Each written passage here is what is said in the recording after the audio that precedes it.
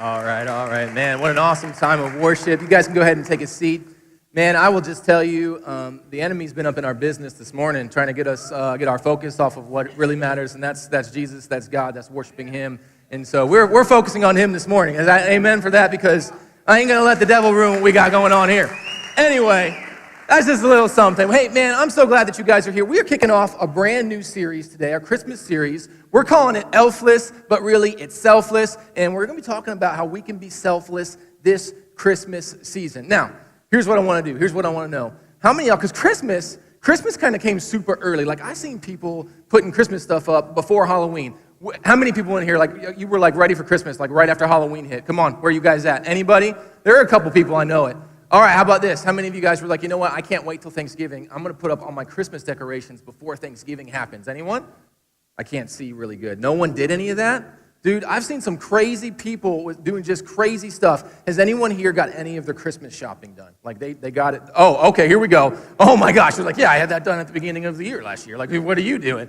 Okay, so those people are awesome, but there are other people who are like me, like, I'm going to wait the week before, and I'm going to go on Amazon Prime, right, and get it 2 days, and it's going to be great. It's going to be wonderful, and just procrastinate a little bit. Now, let's find out who the real gift givers are. Here's what we're going to do. I'm going to ask about how many questions you give your kids for Christmas, and I'm just going to keep going up. So keep your hand raised until I go past your number. So how many people here give their kids, and even when you have kids, you can share this too, give your kids 3 or more presents? Show of hands, 3 or more presents. 3 or more presents. Okay, keep it up. That's where we're at, 3 or more. How many people give 5 or more presents to their kids? 5 or more. 5 or more. 6 or more? 7? 8 or more? 10 or more presents for their kids. Hold on, we still got 12 or more presents. Oh my goodness, we still got some over here. Man, so here's the deal. Look around with the people holding their hands up. You want to get your present list to them because they're givers. They love to spoil their kids, and it's a lot of fun to do that. It's fun to spoil our kids. Anyone make their kids go through their old toys and get rid of some? Like, you'll go through and clean up and just say, hey, here's what we're going to do. Go grab a bunch of toys, and we're going to donate them to some kids who are less fortunate. Anyone have their kids do that? Some of you. It's a really cool thing to do. You just tell your kids, hey, go through your closet, go through your toy bin, go through your stuffed animals. We tell our kids, grab like 3 or 4 things to donate so that we can give those to kids that are less fortunate than us. And we say, hey, get ready for the new toys and the new gadgets. So that's really, really fun to do. And Christmas gets people into the giving spirit. People that normally wouldn't be in the giving spirit, they'll get into the giving spirit for Christmas. And it's awesome to see that. But Christmas is also crazy. Because we got gift giving, and we got decorating, and we got holiday parties, and we got travel plans, we got all this stuff. And then on top of all of that, we also have to clean up after the elf on the shelf shenanigans. How many people are doing elf on the shelf, right? Like, an elf shows up at your house for Christmas. Okay, we got a couple in here. How many of you people have already started elf on the shelf? Like, he's already visited your house. Oh my goodness. Like, y'all are crazy. Because that's 25 days that you got to cater to this tiny little human elf thing and clean up after his mess. And it's just nuts. Now, I remember when we were first visited by our elf, and it was the stuff that he was doing, guys, every night was phenomenal. Like, I would get up and be like, man, what's he going to do today? Like, let's just see what's going on. And it was nuts. And so it was just like every day was awesome and awesome and awesome. But then I noticed years after that, like every year after that, like it was hit or miss. Like, some days he could just be laying on the table. Like, I'm like, what happened to him? He could be like thrown in the corner on accident. Like, what's he doing? What was he doing? And did you guys get that picture that I had? I don't know if I have that picture of my elf on the shelf. Did you get that, Brittany? Yeah. Okay. So check this out.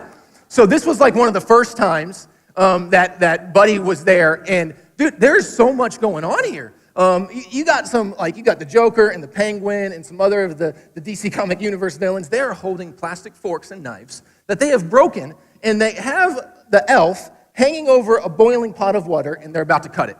Like, what happened in the middle of the night for that to go down, right? And so it's just crazy what's taking place. But then again, it just over the years, that stuff he's not doing it. I guess he's tired. He's getting old. I don't know. Anyway, our elf's name, ready for this? It's super creative, super original. Our elf's name is Buddy the Elf. Killing it, y'all. Killing it. Buddy the Elf. Our kids, when our elf visited, we just loved Buddy the Elf movie. And so we called him Buddy. And so it was just nuts. But yeah, I was thinking about being an elf on the shelf. Like, it's a pretty thankless job, right? He works late hours. He's racking up all kinds of travel points going from your house to the North Pole every single night. And then he has really the worst job of all because he has to be a snitch. He has to be a tattletale. He has to go home every night and tell Santa the bad stuff that your kids are doing. It's a thankless job. And it's pretty selfless of him. You guys see what I did there? Selfless of the... No? All right. Well, you guys will get that in a minute. I'm allowed one of those, okay? But it's a selfless job for him. But there's a reward. Because every morning he gets to hear the joy and the excitement of the kids running down the stairs and running around and seeing what Buddy did in the night. And then, just the excitement of not touching the elf. You can't touch him because he'll lose his magic, right? And so that takes place. And then you got to be good, or otherwise he's going to go and snitch and tattle on you to Santa. But it's a thankless job. It's a selfless job. And being selfless is hard. It's not very rewarding, and it requires a lot of sacrifice. And today, as we kick off our series, here's what I really want you to leave understanding, want us to leave understanding. That is this, that God can bless and multiply what you're willing to selflessly sacrifice. God can bless and multiply what you're willing to selflessly sacrifice. Now, we're going to look at a story in John chapter 6. But before we do that, I want to pray with you guys before we get into this. So if you would pray with me. God, thank you so much for today. Man, just thank you for allowing us to keep our eyes and our hearts focused on you. Because we are here for you, and the enemy wants to come at us and get us to focus on other things that really don't matter in the grand scheme of reaching people for the kingdom. They don't matter, God. So I just thank you for our time here today, that we get to meet here in this place and worship you freely, and we get to just learn from your word and apply it to our lives. Speak to us now. It's in Jesus' name that I pray. Amen. So the story we're looking at, John chapter 6, if you have your Bibles, you can pull them out, you can follow along. It'll also be up on the screen. It's cool. What's cool about this story, I was doing some research on this, and this is, other than Jesus' birth, death, burial, and resurrection, this is one of the only miracles that is recorded in all four of the Gospels, Matthew, Mark, Luke, and John. So that's really cool. So I think it's a pretty big deal. So let's check out this story and dive into this. John chapter 6, verse 5. It says this. It says, Jesus soon saw a huge crowd of people coming to look for him. Turning to Philip, he asked, "Where can we buy bread to feed all these people?" He was testing Philip, and he already knew what he was going to do. So Philip replied, "Even if we worked for months, we wouldn't have enough money to feed them." Verse 8 says, "Then Andrew, Simon Peter's brother, spoke up, and he said, 'There's a young boy here with 5 barley loaves and 2 fish, but what good is that with this huge crowd?' Verse 10 says, "Tell everyone to sit down," Jesus said. So they all sat down on the grassy slopes. The men alone numbered 5,000. Then Jesus took the loaves, gave thanks to God, and distributed them to the people. Afterward, he did the same with the fish, and then they all ate as much as they wanted. After everyone was full, Jesus told the disciples, "Now gather the leftovers so that nothing is wasted." So they picked up the pieces and filled 12 baskets with scraps left by the people who had eaten from the 5 barley loaves. Now, this is an amazing miracle.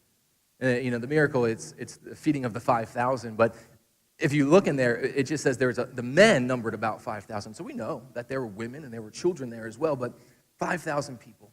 In this miracle, it all starts with one little boy's selfless sacrifice.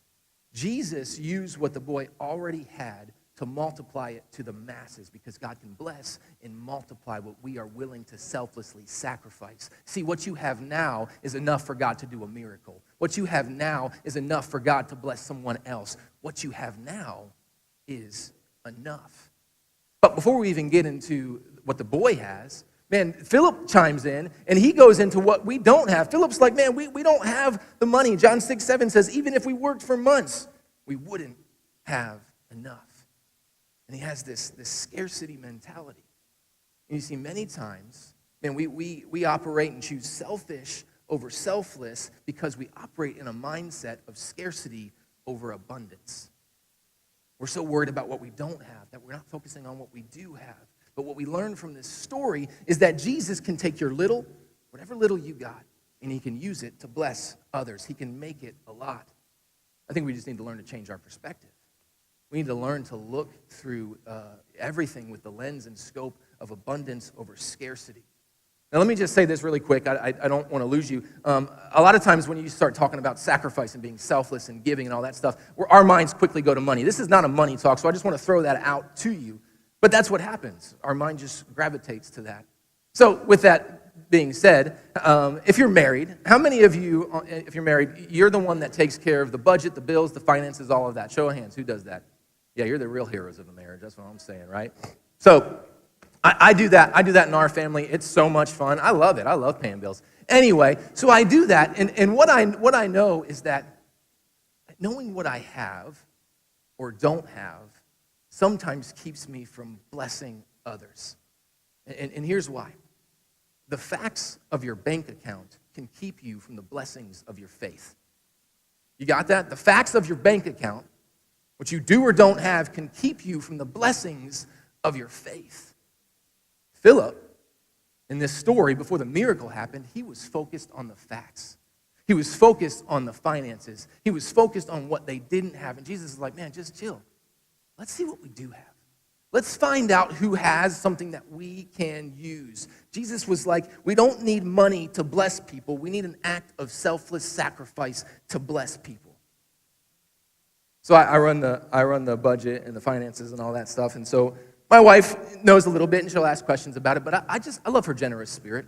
Because I could tell her that we have like $60 for groceries one week. And if you know my family, $60 ain't enough. But I could be like, hey, we're kind of low. We got $60, so that's what we got to use for groceries. So okay, well, I won't buy a few things, and I'll use 30 for groceries, and let's take the other 30 and let's go buy coffee for a family. Let's take someone else a meal. You know, our nieces and nephews, they got birthdays. Let's get them something special. She has such a generous spirit. And it's because she doesn't see all the facts. She's operating from her faith. And I love it. But it's more than just with finances. She's generous with her love. Most of you know, if you have been here, we're foster parents. And we've done fostering, we've done adoption. You know, right now our family, we have 10 total. We have 8 kids. 6 of them have either been adopted or were biologically born through us, and then 2 of them are foster. And so, like, I'm thinking about, like, just everything that we got going on. We're a large family, we got young kids, and I'm just like, who in their right mind with 6 kids would be like, you know what would be a good idea? Let's add 2 more. Like, that would be a lot of fun. Let's do that. Like, who in their right mind would do that? And then on top of that, it wasn't like, you know, we were just like sitting back and taking it easy and just like, you know, things. We were planting a church. We were starting a business. Like, we're jumping into this new endeavor. We just moved from where we'd lived for 10 years, and now we're going to be crazy enough to add 2 more kids to our family. Who in their right mind would do that? And I look, and it's my wife, because she operates more from her faith than from the facts. See, compassion drives us to selflessly sacrifice and to selflessly give. But it also stems from a posture of abundance over scarcity. It's so easy for us to focus on what we don't have. Now, here's a great way, man, that you can operate from an abundance posture. Just remember this, that what you are currently lacking, what you don't have a lot of, others don't even have it. And what you currently have, others have always lacked. I want to say that again. What you're currently lacking, or what you think you're currently lacking, others have never had it. And what you currently have, others have always lacked. And begin to look at what others have in their lives and where they're operating from. And a lot of times those who have little see that they are blessed more than those who have a lot. Many people are more blessed than they fully realize. And the people that understand that, they can sacrifice from abundance or from scarcity. You see, it's easy to sacrifice from abundance. We can say, oh yeah, the facts line up. We can give to that. That sounds great. But can you sacrifice? Are you willing to give from your scarcity when you don't have enough? When Jesus is saying, hey, I need you to step out on faith and do this and watch me bless and multiply these other people. It's easy to give from abundance. Are you willing to give from scarcity? Now again, this miracle Jesus performed, it was all due to this boy's selflessness. And I was thinking about this boy, like, why was there, in a crowd of 5,000 people, why is it that only one boy had bread and fish? I was just thinking like that was his. That's what he had. And I was thinking about, well, maybe mom sent little Johnny to go to the market to get food for them for the entire week. And so I was running this back through my head. And so he goes and he gets the bread and he gets the fish. And then he's walking along and he sees this large crowd. And I'm sure he's intrigued, like, what's going on? And then he rolls up, and there's Jesus and the disciples, and they're trying to figure things out. And then they're like, oh my goodness, look at this guy. He's got bread, he's got food. And the disciples steal his food. No, they probably didn't do that. But let's just say that's what happened. And so he's like, okay, yeah, you can use my food. And then he watches as Jesus performs this miracle. So the miracle happens and does all that stuff. And then he goes home, and he's skipping, and he's happy. And he gets home to Mom, and Mom's like, yo, where's the food? And he's like, Mom, you'll never just guess what happened. Like, I gave the food to Jesus. The prophet that they've been talking about and that's been doing these miracles. I gave it to him, and he multiplied it to the masses, and he fed 5,000 people, Mom. It was crazy. And I'm sure the mom was like, boy, you're going to get a whooping, number one, for lying. Number two, because you didn't bring the food, and now we can't eat. Now, none of that really happened. That's just theoretical. But, I was thinking about that. Like, when he did go home. Like, if he was bringing the food home for his family, I bet he brought back a lot more than what he had money for. Because you see, Jesus took what he had and he multiplied it, and there were leftovers. And so he was able to go home to Mom and be like, Mom, look at all this food I got. And then she's probably like, well, what took place? And then he shared the story about Jesus multiplying the food and giving the leftovers. You know the craziest thing about this miracle? It's not that Jesus just fed the 5,000 or fed the masses and the multitudes. It was the fact that there were leftovers. You start with 5 loaves of bread and 2 fish. You feed thousands of people, and you still got leftovers? That's the miracle to me. It's because God can bless and multiply what you are willing to selflessly sacrifice. You see, Christ didn't just meet the need that was there. He met the need and then some. He lavished upon these people and showed them what God's love looks like. John 6, verse 12 says this. After everyone was full, Jesus told his disciples, now, gather the leftovers so that nothing is wasted. So they picked up the pieces and filled 12 baskets with scraps left by people who had eaten from the 5 barley loaves. 12 baskets. That's crazy. Jesus took this boy's little, the very little that he had, and he made it a lot. And you see, when we give God, selflessly to God, man, he's not just going to meet the need. He's going to surpass the need. He's going to give more than we were even expecting him to give. And you need to understand that one act of selflessness, of you being selfless to somebody, it will immediately affect the person that you are giving to or sacrificing for. But it'll also begin to affect people around them. It'll affect their marriage. It'll affect their job. It'll affect their children. You may never know what one act of selflessness can do in a person's life. Man, I believe if we choose selfless over selfish, we can become a catalyst to the blessing and the miracle. But we got to be willing to choose that. We got to be willing to put, man, the facts behind and leave our selfishness behind and say, you know what?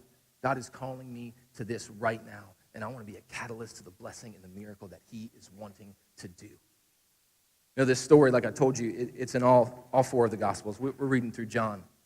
But if you read it in all 4 of the Gospels, you know, each writer picks up something a little bit different. And I love what Matthew pulled out in this story. You see, of course, the boy was selfless, and he gave the fish and the bread. And then Jesus, right, he performed the miracle. But let's not miss that the disciples got involved too. Here's what it says in Matthew 14, verse 19. It says, Jesus took the loaves, 5 loaves and 2 fish. He looked upward to heaven and blessed them. Then breaking the loaves into pieces, here's what he did. He gave the bread to the disciples, and the disciples distributed it to the people. They were the hands. They were the feet of Jesus' miracle. The boy selflessly sacrificed his food, and the disciples selflessly served. You going back to Philip, he thought it was all about money. It's going to take money to produce the miracle. And Jesus is like, no, it takes selflessness to produce the miracle. There's no money involved in the feeding of 5,000 people. There was food and there was serving. There was people being the hands and feet of Jesus. Now, of course, when it comes to money and sacrifice and blessing other people, money will speak volumes every time. Generosity speaks volumes. But it's so much more than just giving of our riches, because not all of us have a lot of money. So it's about giving what you do have. And maybe what you have is knowledge. Maybe what you have is a skill set. Maybe what you have is a meal that you can give somebody. Maybe it's just providing a ride for someone who doesn't have one. Maybe what you have is just an uncanny ability to listen and to give advice. Maybe what you have is as simple as 5 loaves of bread and 2 fish. God can use it. See, what you currently have is enough for God to use it to bless somebody else. We've just got to be willing to selflessly sacrifice it. Now, the boy in the story, man, he was exactly what Jesus needed for the miracle to take place. He just had to be willing to sacrifice it, to selflessly give of it. Here's what I want to do. I want to make this actionable. I want to turn this into something that we can begin living out in our lives. I'm going to ask that my band would come up, and we're going to close this thing out. You know, we're gearing up for Christmas, and it's going to be huge, man. And we got a lot of cool things that we're doing. We're doing some snow where the kids can come and play in snow, and we got train rides, and Buddy the Elf is going to be here. Like, I'm excited about that. We already got Christmas syrup for your coffee. I've had the eggnog. It's delicious. It's right here. I brought it on stage with me. So we got a lot of cool things going on. So much fun is happening. And then, of course, in here, we're going to be doing some cool things. The kids will be performing. And we just got a really, really great plan going on. But the coolest thing of all, for me, is I get giddy about it. This is the first Christmas ever at Kairos Church. Like, that is exciting to me. And so we got Christmas going on. Yeah. Just going to let you all know that one person was excited, and then you guys just jumped on his excitement. That's okay, though. I'll let that slide. So I'm excited. And here's the thing about Christmas. When it comes to not yet Christians or people that just don't usually go to church, have never been to church, they will be more open to going to church on Christmas. There's just something about it. They'll be more open. And so that gives you opportunities to invite people and tell people about what's going on. So here's what I want to do. When you came in this morning, you should have received one of the Connect cards, okay? And if you didn't, well, sorry for your luck. On the Connect card, attached to the Connect card, are tithe envelopes. Pull out that tithe envelope. And again, this isn't about giving. Here's what we want to do. We want to bless you so that you can bless others, so that God can multiply and bring people into his kingdom and into our church. So inside every tithe envelope is $5. There's a $5 bill for you. And we want you to take that and use it however you want. Use it however you want, man. You can go get coffee. You can go get lunch after this. You can use it to pay tolls on your way home if you're going that way. It's yours. But what we are believing is that God can multiply this $5 when we have given it, and we can reach many, many people in our community. So it's yours, $5. You can do whatever you want. We want to bless you with it. But here's my challenge to you. Along with the $5, you also have 2 invite cards on your seats. You see where this is going? You got $5. You got 2 invite cards. There's 5 loaves of bread. There's 2 fish.